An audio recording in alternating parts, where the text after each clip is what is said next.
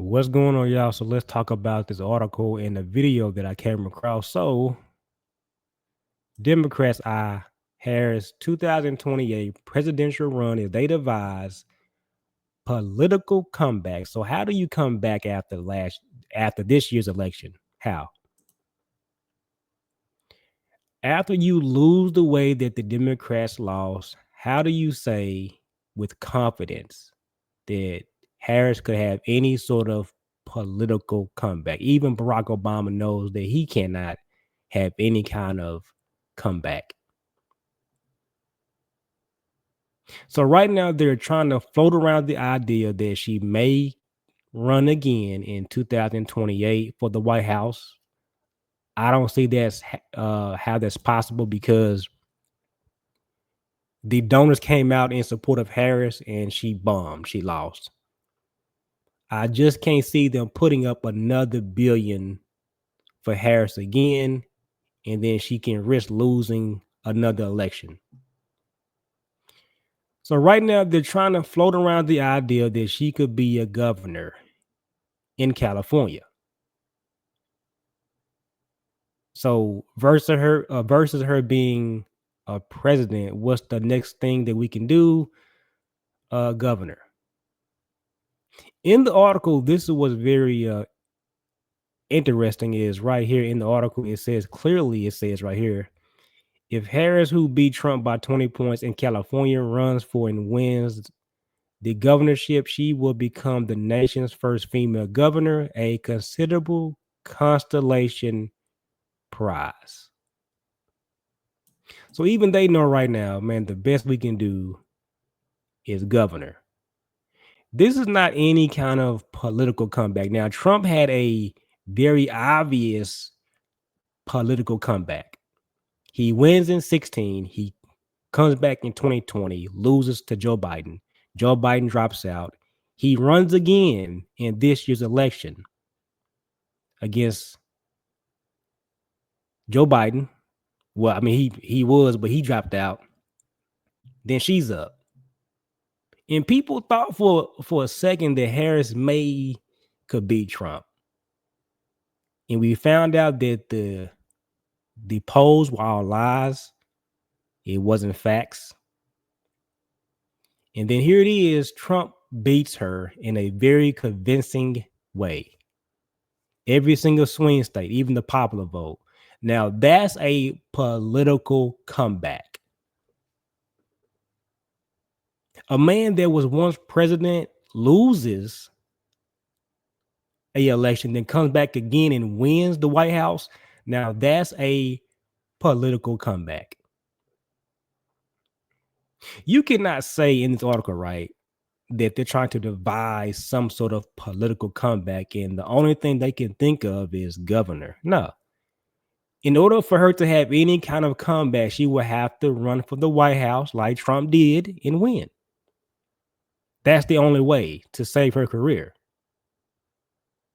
You cannot lose the way that she lost and then all of a sudden now say that this is her political comeback. How? It doesn't make sense. Anyway, so this was on The View, and they will finally admit that, you know what? Yeah, we were wrong. We were wrong. In our assessment of this year's election, we don't know why Trump won. He's a convicted felon and all this crap. However, they have to accept the fact that this dude represents the party that he's in. They picked him. He's the guy that they wanted. He beat Harris, and you can't deny that. But yet they still find ways to make up excuses. I agree. He is the party. And as I've been saying, I think that the Republican Party maybe needs to reframe the question instead of thinking about what the Democrats need to do. Maybe think about why is a convicted felon so attracted to this country, or why are we so attracted, so many. Well, he beat a prosecutor, just for the record, Sonny. Trump, the convicted felon, beat a prosecutor. Of us who are convicted felon and and Elon Musk, who said you will feel the working class temporary hardships. Since when is the Isn't he the Republican richest Party? man in the world? Yes, he is. Okay. And he's not going to have any temporary hardships.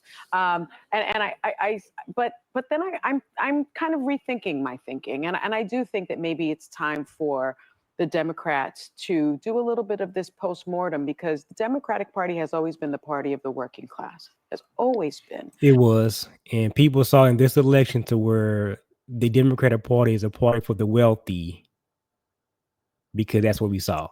A bunch of rich and wealthy people supporting Harris, and she forgot about the working class people. If you look at all the policies, they're for the people. And I think even myself, as someone who grew up in abject poverty from the Bronx, my parents lived paycheck to paycheck. They had to decide whether or not they were going to feed me, or whether or not we were going to have heat. And I remember that. And I think I missed the boat in terms of realizing that there are so many Americans that still have that experience that I grew up with, and that members of my family grew up with. And Just say that the Democratic Party failed in connecting with people that come from where you come from. They live check to check. They work to pay the rent. They work to have to pay the mortgage payment. Just say that. Yeah, you missed a boat.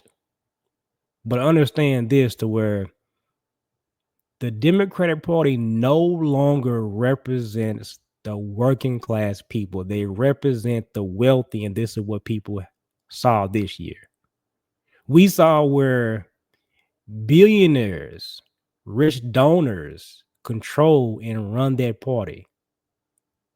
And here's why. When Joe Biden had a bad debate, people came back and they began to talk. What do we do? What do we do? What do we do? They pulled Joe Biden out. You had people like Barack Obama involved, Nancy Pelosi involved. The donors backed out. You had George Clooney involved as well. So they decided to pull out and force Joe Biden out of the race because they wanted somebody else. Now, what does that say about your party? That says this, that the donors, the people with the money men, control the party. That's what they do. We also know this when it comes to the Republican Party. It's the same thing. The donors, the money men control the party. It's not about the working class people. It's not about the voters. And this is what she doesn't understand. And so I think we need to make space in this tent for the people that are really going to need it, because I got to tell you, I don't think the Republican Party is the party of the working class. I think they will hurt the working class. And the Democratic Party is not neither. And so it is up to those of us who remember how that feels, or who cares about that, to reach out and say, come back, we can help you. And I intend myself, what little I can do, to try to do that more. What is interesting? Anyway, so you heard what she said. At one point she says, basically I missed the boat. I didn't. It's something that I didn't see. But she wouldn't admit it. Like, yeah, the issue is the Democratic Party didn't connect with the working class people. That's why.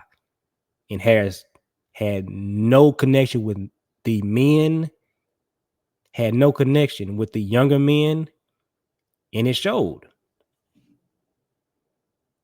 And people saw this. So even now, weeks later after the election, they still don't get it. They still don't get it. Like, you just can't keep saying what Trump. I don't know why people would pick a convicted felon over a prosecutor. There was nothing there that they connected to. You just can't say be Trump. You just can't say he's a convicted felon. You just can't say, well, the Republican Party is not a party for your everyday person. Because people saw another party that was really connected with the rich and wealthy people. That's what they saw. And it was obvious. It was out in the open. Very obvious. So going back to the first article that I shared, looking at Harris, how is this a political comeback? And you're only going for the governor. How? No. In the article, like you said, a considerable constellation prize right here. This is what it says. A considerable constellation prize. So this is no comeback for Harris. This is the best that she can do to save her career that's failing after this year's election. No, a comeback will be like what Trump did. You win one, you lose one, and you come back again and you just blow her out the water. And that's what he did. A complete blowout. Now, that's a political comeback. She didn't have one. And then more than likely going forward, she won't have one. Because the best that she can do is California governor. That's it. That's it. That's all that she could do. Anyway, that's my thoughts on that, man. Until next time.